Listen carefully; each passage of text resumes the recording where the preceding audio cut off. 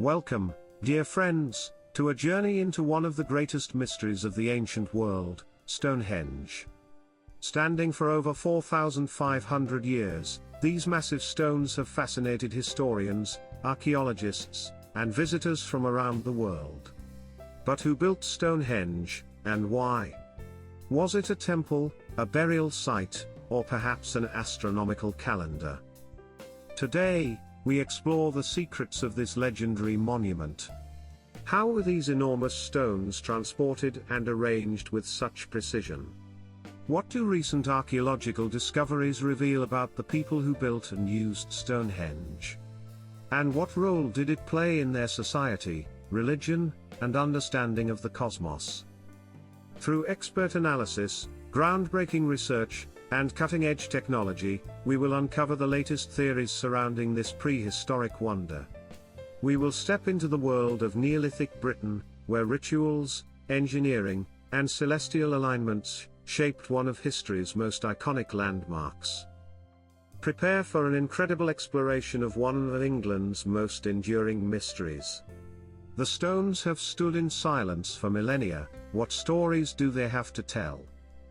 This is Time Stream, and our journey into the past begins now. The first part of Stonehenge was constructed around 3000 BCE, during the late Neolithic period. At this early stage, the monument consisted mainly of a circular ditch, an inner bank, and a ring of 56 pits known as the Aubrey holes. These features likely served ceremonial or burial purposes, and archaeologists believe that cremated human remains were placed in some of these pits. This first phase did not yet include the large standing stones we associate with Stonehenge today. Between 2500 BCE and 2000 BCE, the monument underwent major changes. Large sarsen stones, weighing up to 25 tons, were brought from Marlborough Downs, about 20 miles away. These were arranged in a horseshoe and a circle. Smaller bluestones, transported from the Prehistoric Hills in Wales over 150 miles away, were also added. This shows that the builders had advanced knowledge of transportation, coordination, and engineering. Stonehenge is thought to have been used for rituals, including those related to the sun, seasons, and possibly ancestor worship. The alignment of the stones with the solstices suggests an astronomical purpose as well. Despite many theories, the full meaning and purpose of Stonehenge remain a mystery, continuing to fascinate people around the world.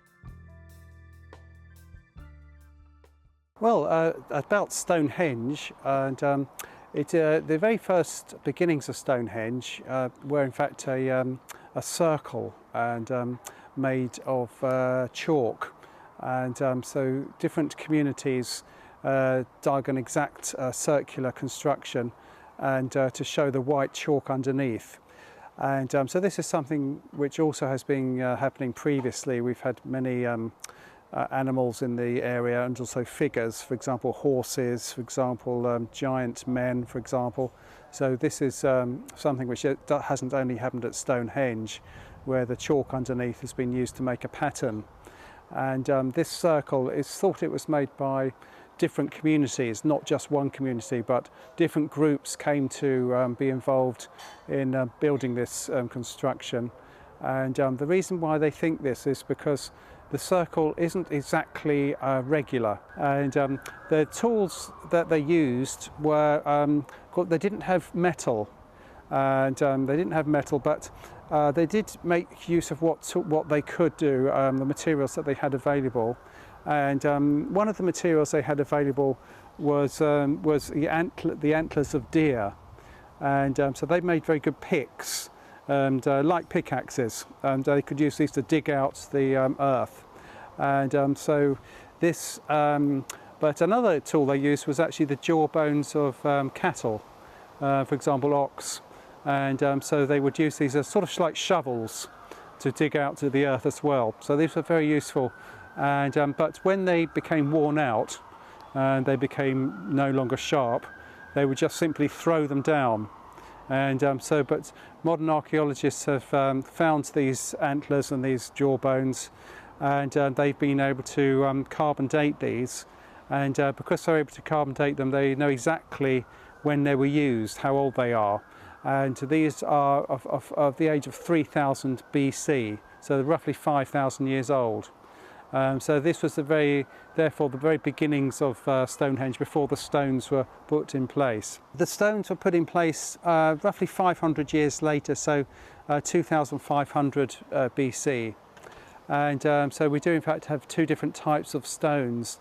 And we have blue stones, which are really from southwest Wales.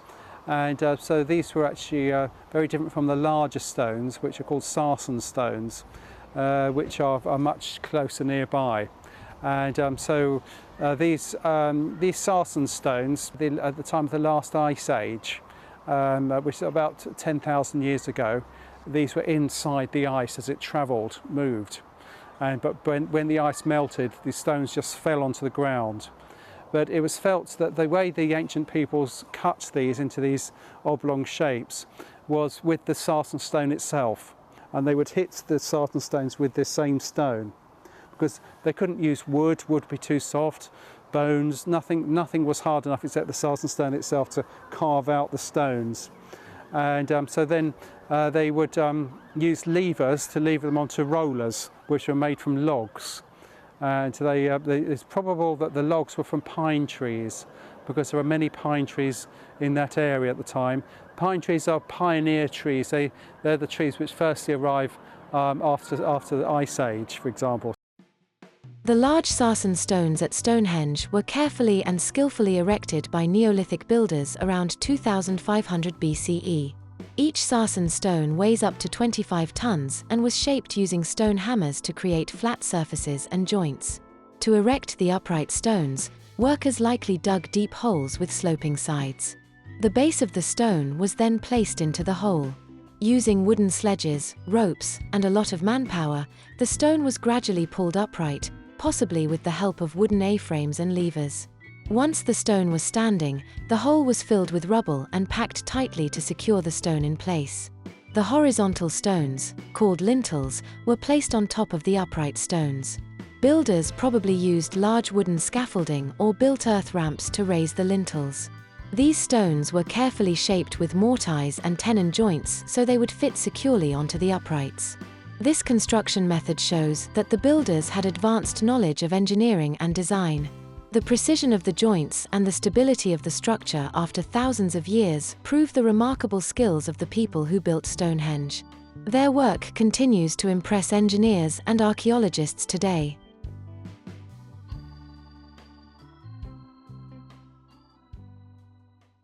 Using volunteers, students.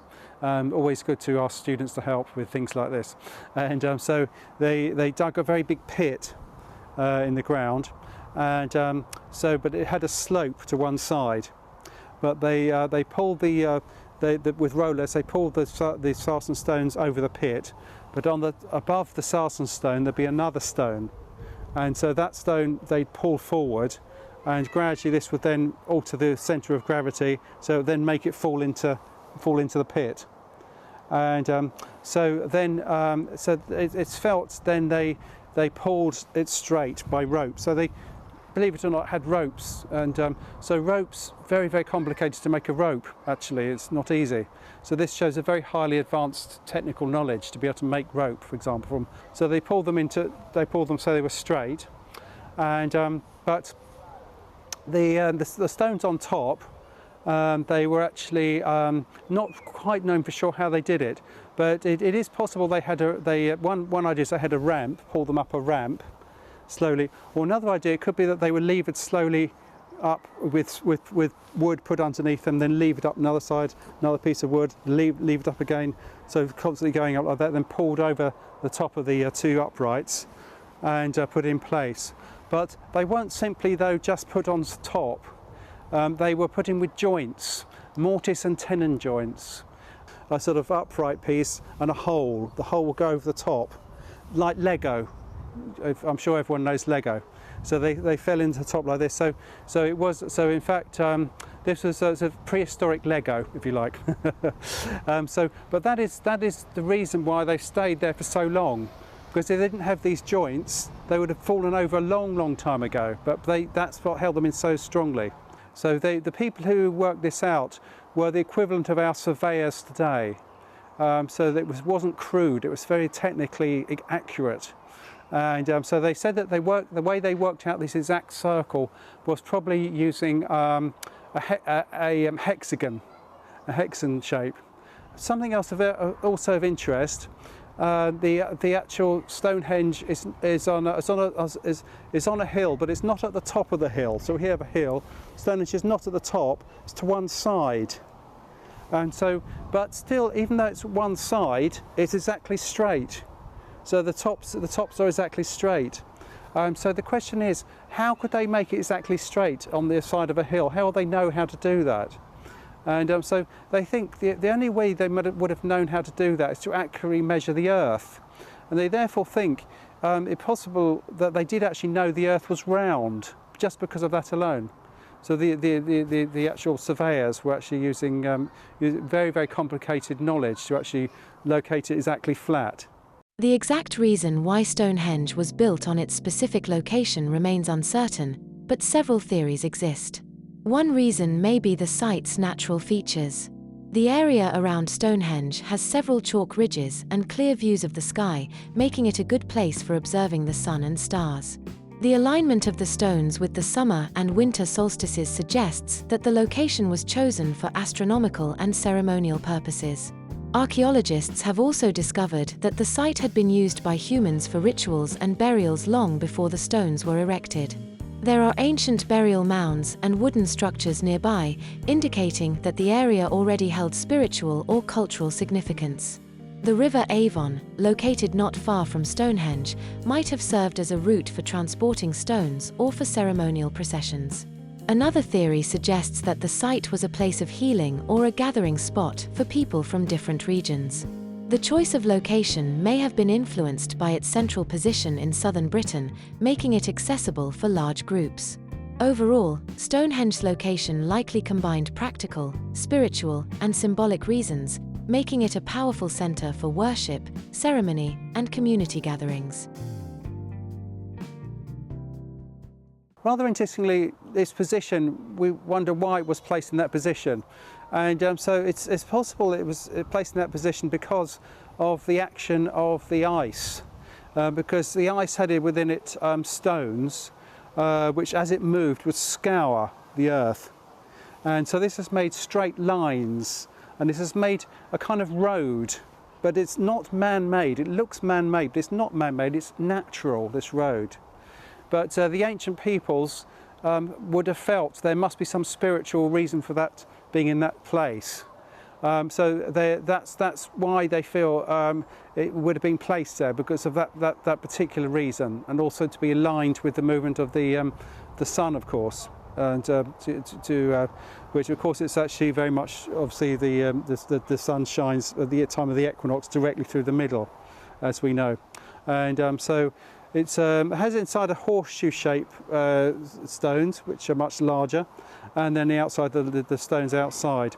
And so we have the blue stones, which is said to be the blue stones have been moved many times. They've been so these were being placed according to the position of the sun, the movement of the sun, many times. Then to accommodate the larger stones. It's about the larger stones put in afterwards. But those blue stones, it looks like they had been in place earlier in southwest Wales, but they were already in a circle.